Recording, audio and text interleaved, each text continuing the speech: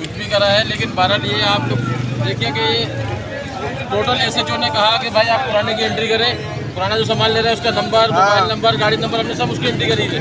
जब एसएचओ ये हमको ये इजाज़त दे रहा है जिसकी पुराना स्क्रीन जो आप इस तरह लें, और हम उसी एसओपी पे काम कर रहे थे ना।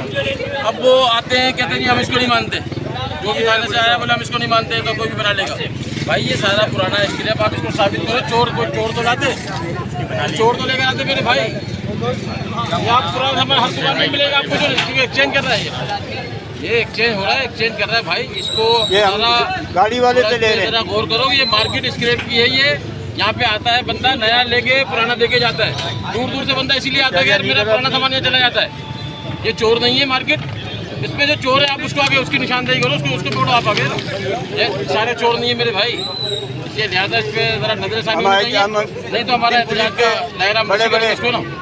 क्यों अपने बच्चों को भूखा नहीं मारेंगे, हम अपने बच्चों को अपने बच्चों को किसी सूरत भूखा नहीं मारेंगे।